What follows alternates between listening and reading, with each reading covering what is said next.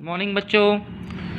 कक्षा 11वीं के कई बच्चे जो कॉमर्स ले रहे हैं या कॉमर्स लेने की सोच रहे हैं, उनको मैं एक बात बता दूं, उन्हें इस साल कॉमर्स इस बुक से पढ़ना है। ठीक है, लेखाकर्म ये आपके विषय का नाम है, अकाउंटेंसी से कहते हैं। और कक्षा 11वीं की राठी और कुसुमाकर ये लेखक है। ठीक है, NCERT CBSE की बुक है ये। और आप लोगों को ये बुक्स नई खरीदने की बजाय पुराने बच्चों से भी ले तो चल जाएगी, क्योंकि कोर्स पिछले साल 2 साल पहले ही शायद बदल चुका है, पिछले साल ही बदल चुका है। आप पुरानी बुक भी लें तो चल जाएगा। नई बुक्स ज़्यादा आवश्यक होने पर ही नई बुक लें, पुरानी बुक आपको आसानी से पुराने स्टूडेंट्स के पास मिल जाएगी। ठीक है, मार्केट में ये जो बुक है, ठीक है, ये इस टाइप से आप लोगों की बुक है। इंग्लिश मीडियम वाले भी इसे आसानी से ले सकते हैं, हिंदी मीडियम वाले भी ले सकते हैं, कोई प्रॉब्लम नहीं है। इस बुक की जो प्राइस है 340 रुपये पिछले साल की प्राइस थी। ठीक है, और अब ये आसानी से आपको अपने आसपास के स्टोर्स में मिल जाएगी। सतीश प्रिंटर्स एंड पब्लिशर्स का नाम है जो ये बुक बनाता है, छापता है। राठी और कुसुमाकर इसके लेखक हैं। इसी बुक से हम अकाउंट्स पढ़ेंगे। ओके, इस टाइप से ये बुक है आप लोगों की। टोटल कितनी यूनिट्स से मैं आपको बता देता हूँ, कितने चैप्टर से मैं आपको बता देता हूँ। इस टाइप से आप लोगों का ये बुक डिसाइड की गई। ये देखिए आप लोग, ये आपके अनुक्रमणिका है जिसमें यूनिट वाइज डिसाइड किया गया है। पहली यूनिट में एक चैप्टर है, ये थ्योरी का चैप्टर है। थ्योरी का मीन्स यहाँ आपको लेखांकन का परिचय दिया गया है। दूसरी यूनिट में लेखांकन के सिद्धांत, ये भी एक ही चैप्टर है। तीसरी यूनिट में लेखांकन समीकरण के नियम, दैनिक पंजी, नकल बही, विशेष पुस्तकें, खाता बही, बैंक समाधान विवरण, ये इतने चैप्टर्स हैं। एटलीस्ट 1 2 3 4 5 6 चैप्टर्स हैं। ठीक है, फोर्थ यूनिट में आप लोगों के 2 चैप्टर है, तलपट अशुद्धियों का संशोधन। फिफ्थ यूनिट में मूल्य ह्रास और आयोजन संचय, ये 2 चैप्टर है। सिक्स्थ यूनिट में विनिमय विपत्र, प्रतिज्ञा पत्र, ये 1 चैप्टर है। उसके बाद 7th यूनिट में वित्तीय विवरण और वित्तीय विवरण समायोजन सहित, ये 2 चैप्टर है। 8th यूनिट में एक ही चैप्टर है, अपूर्ण लेखा प्रणाली। 9th यूनिट में लेखांकन में कंप्यूटर है। और 10वीं यूनिट में लेखांकन का डाटाबेस प्रणाली है। ठीक है, बाकी फिर प्रोजेक्ट वर्क है। इस टाइप से टोटल 18 चैप्टर्स आपके कोर्स में है। 19वां चैप्टर प्रोजेक्ट वर्क है। ठीक है, इस टाइप से आप लोग अकाउंटेंसी पढ़ोगे। जो 11वीं क्लास के बच्चे हैं, इसी बुक से आपको अकाउंटेंसी पढ़ना है। कई बच्चों के मैसेजेस थे, कई बच्चों के कमेंट्स थे कि सर अकाउंट्स किस बुक से पढ़े, कैसे पढ़े, कितने चैप्टर्स आएंगे। तो अकाउंट में टोटल 10 यूनिट है और 10 यूनिट में आपको 18 चैप्टर पढ़ने हैं। कोर्स अकाउंटेंसी का इजीली कवर होता है। अगर हम जुलाई की 1 तारीख से भी कोर्स स्टार्ट करें तो इजीली मूव कर जाता है। बस आपको रेगुलर बने रहना है। होता ये है कि 11वीं क्लास से ही अकाउंट चालू होता है, तो थोड़ा शुरू में बच्चों पर प्रेशर आ जाता है। हम उसको धीरे धीरे कवर करने की कोशिश करेंगे और मैं आपके माइंड से ये बात बिल्कुल निकाल दूंगा कि अकाउंट टफ है, अकाउंट ईजी होता है और इजी वे में इसे समझें तो आसानी होगी। ठीक है, चलिए मैं आप लोगों को अकाउंटेंसी की शब्दावली के अंतर्गत, मैंने वैसे वीडियोस के थ्रू आपको समझाने की कोशिश की थी, बट अब मैं थोड़ा सा बुक के हिसाब से समझा रहा हूँ आपको। ठीक है, देखते हैं। सबसे पहले व्यवसाय आता है। व्यवसाय को इंग्लिश में बिजनेस कहते हैं। ऐसा कोई वैधानिक कार्य मतलब जो कानून के अंतर्गत आता हूँ, आय या लाभ प्राप्त करने के उद्देश्य से किया जाए, वो व्यवसाय कहलाता है। मतलब सबसे पहली बात तो गैर कानूनी कार्य व्यवसाय नहीं कहलाएगा। व्यवसाय मीन्स एक ऐसा कार्य जो आय या लाभ प्राप्त करने के उद्देश्य से किया गया हो, व्यवसाय कहलाता है। आय मीन्स जो प्राप्त हो चुकी हो या प्राप्त होने वाली हो। लाभ मीन्स आपके जेब में आया हुआ, बचा हुआ पैसा। ठीक है, वो व्यवसाय कहलाता है। व्यवसाय एक व्यापक शब्द है, मतलब व्यवसाय एक बहुत बड़ा शब्द है। इसके अंतर्गत व्यापार भी आ जाता है, मैंने वस्तु को खरीदना बेचना। उत्पादन आता है, वस्तुएं बनाकर तैयार करके बेचना। वस्तुओं का सेवाओं का क्रय विक्रय आता है। सेवाएं मीन्स लोगों की सुविधाएं, रेलवे, बैंक, बीमा, परिवहन आदि आ जाता है। मतलब एक व्यक्ति अपनी किराना दुकान चला रहा है, वस्तुएं खरीद रहा है, बेच रहा है, वो भी व्यवसाय है। ठीक है। एक व्यक्ति अपनी फैक्ट्री में माल बना कर बेच रहा है, वो भी व्यवसाय है। एक व्यक्ति बस चला रहा है, लोगों को सेवाएं दे रहा है, वो भी व्यवसाय है। ठीक है। बीमा कंपनी, ये भी एक व्यवसाय है। ये सब व्यवसाय के अंतर्गत आते हैं। उसके बाद व्यापार आता है। लाभ कमाने के उद्देश्य से किया गया वस्तुओं का क्रय विक्रय व्यापार कहलाता है। देखो, व्यवसाय अलग है। व्यवसाय में वस्तुओं का क्रय विक्रय भी आ जाता है, सेवाएं भी आ जाती है। सेवाएं मीन्स ट्रांसपोर्टेशन, यातायात, हॉस्पिटल्स, परिवहन, उद्योग, सब कुछ आ जाता है। और व्यापार वो चीज़ होती है जो लाभ कमाने के उद्देश्य से किया जाए और वहाँ वस्तुओं का क्रय विक्रय किया जाए, मतलब वस्तुएं खरीदी जाए और बेची जाए, व्यापार कहलाता है। उसके बाद आता है पेशा या वृत्ति, इसे प्रोफेशन कहते हैं। ठीक है। पेशा क्या है? आय अर्जित करने के लिए, अरे पैसा कमाने के लिए किया गया कोई भी कार्य या साधन जिसके लिए पूर्व प्रशिक्षण की आवश्यकता होती है। पूर्व प्रशिक्षण का मतलब होता है ट्रेनिंग, मतलब बिना ट्रेनिंग के ये चीज़ नहीं होती है। ठीक है। मतलब इसके लिए पूर्व प्रशिक्षण की आवश्यकता होती है, मतलब पहले उसकी ट्रेनिंग दी जाती है, उसके बाद ही ये चीज़ की जाती है। इसकी एक विशेष योग्यता होती है, विशेष डिग्री होती है। इसे पेशा कहते हैं। डॉक्टरी करने के लिए पहले आपको डॉक्टरी का कोर्स करना पड़ेगा, BUMS, MBBS जो भी है। उसके बाद उसकी ट्रेनिंग होगी, उसके बाद ही आप डॉक्टरी कर सकते हैं। वकील, LLB का कोर्स करने के बाद ही वकील बनता है। शिक्षक BEd, DEd करने के बाद ही आता है इंजीनियरिंग। ये सब पेशा कहलाते हैं। ये अलग चीज़ होती है, ये बिजनेस नहीं है, ये व्यवसाय नहीं है। ठीक है। उसके बाद आता है व्यावसायिक सौदे, बिजनेस ट्रांजैक्शन। दो पक्षों के मध्य, देखिए सबसे इंपॉर्टेंट टॉपिक है, दो पक्षों के मध्य यानी दो लोगों के बीच होने वाले मुद्रा यानी पैसे, माल और सेवा के पारस्परिक विनिमय को व्यावसायिक सौदे या लेन देन कहते हैं। मतलब वस्तुएं, माल या सेवा ट्रांसफर की जाए, उसे व्यावसायिक सौदे या लेन देन कहते हैं। माल का क्रय विक्रय करना, भुगतान देना, लेना, आर्थिक क्रियाएं व्यावसायिक सौदा कहलाती है। माल खरीदना, बेचना, किसी को पैसे देना, किसी से पैसे लेना, ये सब आर्थिक क्रियाएं हैं। आर्थिक क्रियाएं मतलब पैसों से संबंधित क्रियाएं व्यावसायिक सौदे कहलाते हैं। ये सौदे व्यवसाय व्यवस्था में 3 प्रकार से प्रचलित है। अभी सौदे कैसे होते हैं? सबसे पहले नगद व्यवहार। यदि लेन देन नगद हो या बैंक के माध्यम से हो तो तत्काल किया जाए तो नगद व्यवहार कहलाते हैं। जैसे नगद माल खरीदना, नगद माल खरीद कर चेक से भुगतान करना। यानी व्यावसायिक सौदे वे सौदे होते हैं जिसमें माल खरीदा बेचा जाता है, पैसा लिया जाता है, पैसा दिया जाता है, चेक के माध्यम से बोलो या नगद बोलो। तो व्यावसायिक सौदे कितने प्रकार के होते हैं? सबसे पहले व्यावसायिक सौदे नगद होते हैं। नगद माल खरीदना, नगद पैसे देना, नगद पैसे देना, ये नगद भी हो सकता है, चेक के माध्यम से भी हो सकता है। उसके बाद उधार व्यवहार भी आते हैं। जिन सौदों का भुगतान तुरंत न किया जाए, एक निश्चित समय के बाद किया जाए, तो ये उधार या साख यानी क्रेडिट कहलाते हैं। जैसे अशोक 1 माह की उधारी पर बेचा गया माल उधार है। यानी व्यावसायिक सौदे 3 प्रकार के होते हैं।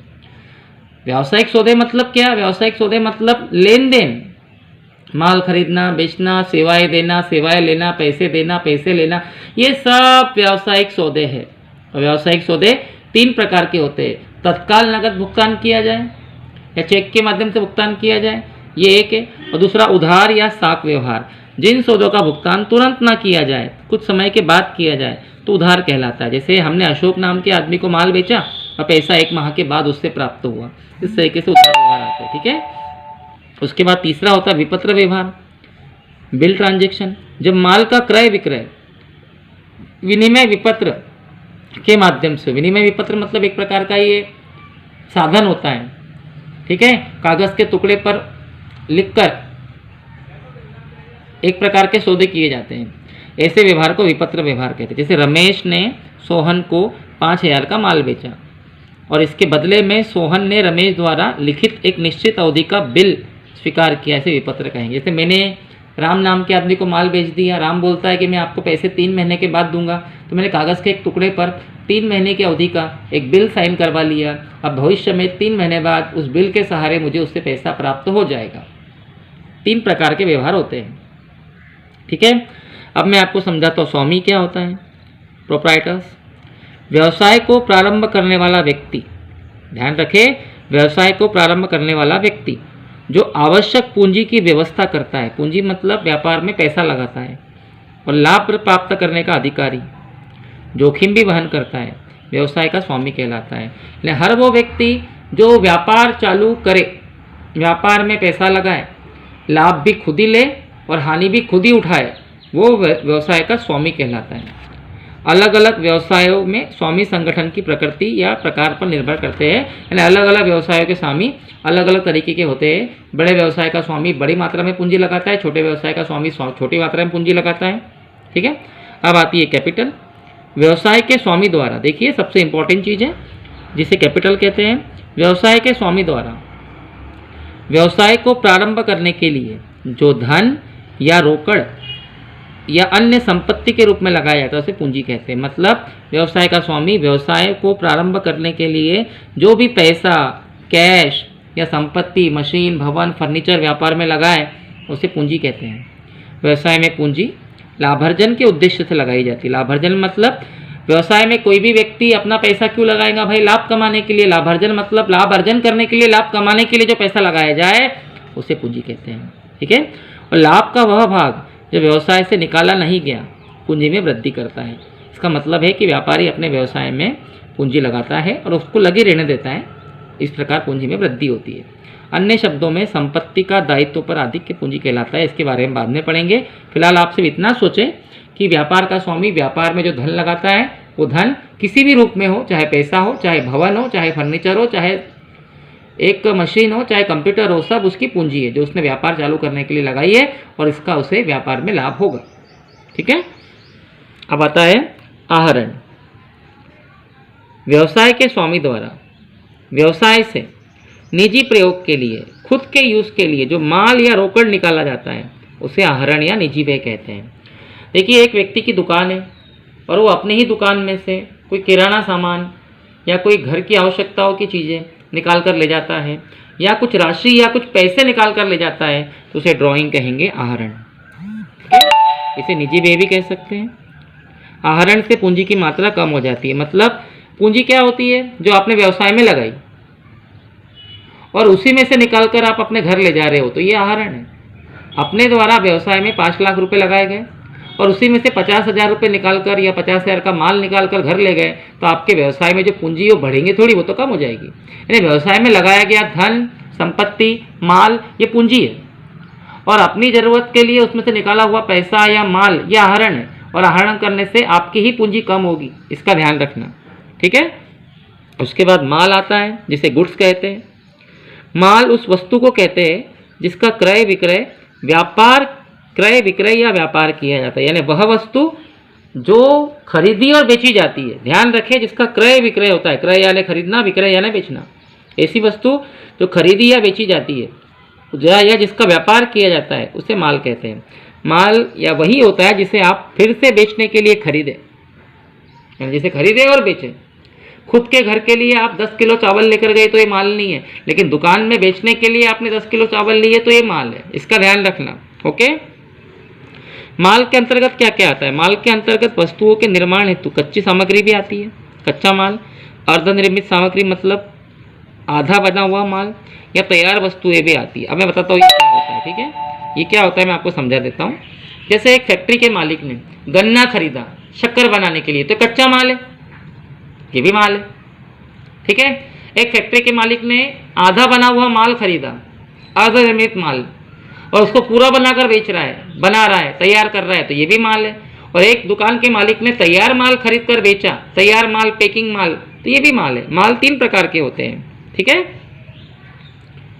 लेखांकन के अंतर्गत माल को क्रय, विक्रय, क्रय वापसी या रहतिया के रूप में दिखाया जाता है। मतलब अगर आपने कुछ चीज़ खरीदी है तो वो क्रय है उसके बाद अगर आपने उसको बेचा है तो वो विक्रय है, खरीद कर वापस किया है तो क्रय वापसी है, बेचकर वापस किया आया है तो विक्रय वापसी है, और अगर आपके पास वो माल बच गया तो वो रहतिया है।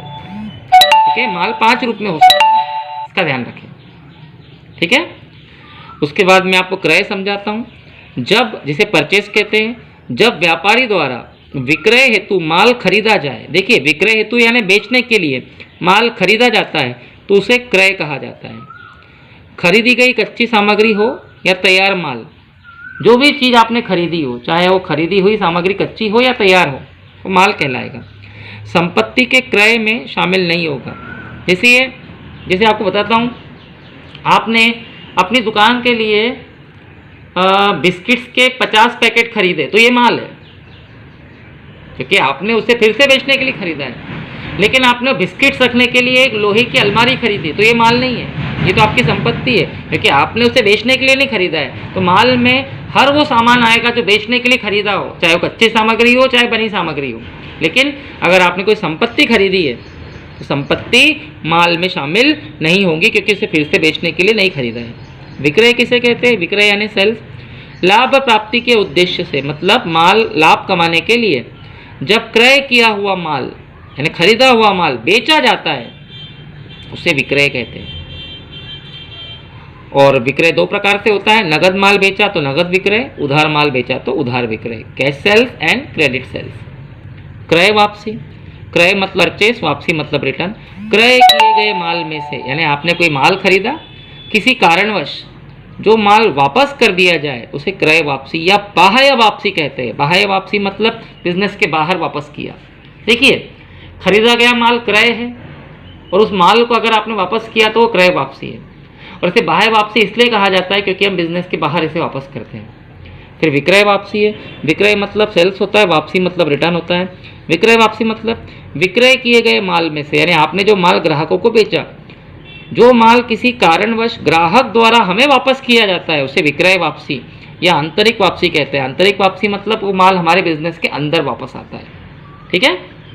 स्टॉक, रहतिया, स्कंद, एक निश्चित समय के बाद जो माल बिकने से रह जाता है। आपने माल खरीदा, बेचा, कुछ माल ऐसा हुआ जो बिक नहीं पाया, वो आपके लिए क्या है? स्टॉक है। बिकने से रह जाता है या बिना बिका रह जाता है उसे अंतिम रहतिया या क्लोजिंग स्टॉक कहते हैं। साल के अंत में जो माल आपके पास बच गया वो आपका रहतिया है, स्टॉक, और साल के अंत में जो बच गया वो क्लोजिंग स्टॉक है, अंतिम रहतिया। और नए साल के प्रारंभ में, अगला साल जब चालू हुआ तो वही माल आपका प्रारंभिक रहतिया बन जाता है। मैं आपको समझाता हूँ ये क्या है। देखिए, मैंने 80,000 रुपये का माल खरीदा तो ये क्रय है। उसमें से मैंने 60,000 का माल बेच दिया तो ये विक्रय है। 20,000 का माल बच गया तो ये स्टॉक है, स्कंद, रहतिया। और इस साल 2019 के अंत में ये अंतिम रहतिया है, क्लोजिंग स्टॉक। और अगला साल जब 2020 चालू होगा तो ये माल मैं फेंक तो दूंगा नहीं, पिछले साल का जो माल बचा हुआ है वो अगले साल मेरे लिए बन जाएगा प्रारंभिक रहतिया, ओपनिंग स्टॉक। ओके।